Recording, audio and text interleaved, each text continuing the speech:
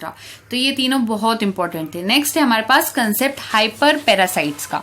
Hyper parasites कौन से organisms होते हैं? अगर देखा जाए तो ये ऐसे पैरासाइट्स होते हैं जिन्हें पैरासाइट ओवर पैरासाइट कहा जाता है। अब की बार क्या होगा, जो पैरासाइट होगा वो किसी और तरह के पैरासाइट के ऊपर ही फीडिंग शुरू कर लेता है। जैसे कि जो नोसेमा होता है, नोसेमा एक तरह का प्रोटोजोआ होता है जो कि क्लास स्पोरोजोआ में आता है। तो जो नोसेमा होता है वो पैरासाइट बन जाता है स्फीरोस्पोरा के ऊपर। स्फीरोस्पोरा अगेन एक प्रोटोजोआ होता है जो कि अगेन क्लास स्पोरोजोआ के अंदर आता है। और ये पैरासाइट किस पर जाते हैं? टोड फिश के ऊपर। तो एक फिश होगी, अगर हम डायग्राम देखें तो मान लीजिए यहाँ पे मैंने एक फिश ड्रॉ की है, थोड़ी सी अजीब फिश हो गई है लेकिन फिर भी हम स्टडी करने की कोशिश करेंगे।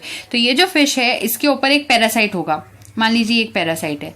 इस पैरासाइट को हम यहाँ पर कह देंगे, मैं यहाँ पर से आपको बताऊंगी ताकि और ज्यादा क्लियर हो। ये जो स्फीरोस्पोरा है इस टोड फिश के ऊपर है, ठीक है। तो ये जो है वो स्फीरोस्पोरा है, ये जो है वो फिश है, और लास्ट इस स्फीरोस्पोरा के ऊपर भी एक और पैरासाइट फीड करता है जिसको अब मैं यहाँ पर ड्रॉ करने की कोशिश करती हूँ।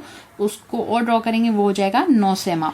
तो ये हो गया इस तरह का डायग्राम जिसमें हाइपर पैरासिटिज्म शो किया गया है और पैरासाइट ओवर पैरासाइट इसे कहा जा सकता है। तो टोड फिश, फिर उसके बाद स्फीरोस्पोरा, फिर उसके बाद नोसेमा, और प्रोटोजोआ और क्लास स्पोरोजोआ के अंदर ये आ जाते हैं। तो ये एक छोटा सा यहाँ पर एक्सप्लेनेशन था इसका डायग्राम के फॉर्म में। उसके बाद नेक्स्ट आते हैं यर्सीनिया, ज़िनोप्साइला और फिर रैट। कहा जाता है कि जो रैट होते हैं उनको घर में नहीं आने देना चाहिए क्योंकि जो रैट्स होते हैं वो बीमारियां कॉज करते हैं और उनकी वजह से जो प्लेग नाम की बीमारी बहुत ज्यादा फैली थी एक टाइम पर, और करते भी अभी भी करते हैं।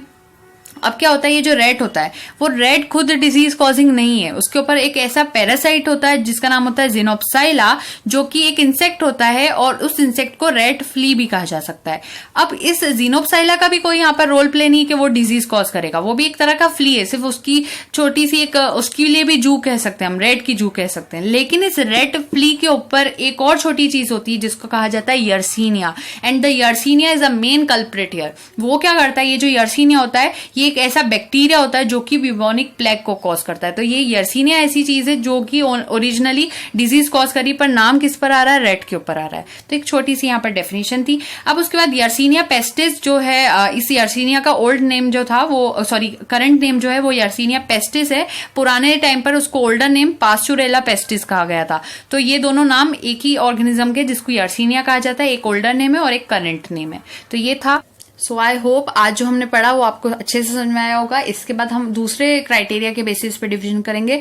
एंड आई नो मैं यहाँ बहुत ज्यादा डिटेल बता रही हूँ लेकिन नीट पर एग्जाम में कहीं पर भी क्वेश्चन बना देते हैं, वो लोगों के हाथ में रहता है, इसलिए हमें यहाँ पर सारे कंसेप्ट क्लियर करते हुए जाना है। और जहां जहां मैं जो चीज रिकमेंड करूँ प्लीज उसे भी पूरा करते जाइए ताकि और ज्यादा यहाँ पर कंप्लीटली सब कुछ क्लियर होता चले। और फिर अगर आपने पूरी तरह से फॉलो कर लिया तो आई गारंटी आपका पक्के से यहाँ पर वो हो जाएगा जो सिलेक्शन होना चाहिए और आप उसको क्रैक जरूर कर लेंगे। और यहाँ पर मैंने ऑब्जेक्टिव सीरीज भी स्टार्ट कर रखी है, उसे भी देख लीजिएगा तो और ज्यादा कंसेप्ट क्लियर हो जाएंगे। So that's all for today and don't forget to like, share and subscribe and help us grow our channel. So thank you so much and happy learning.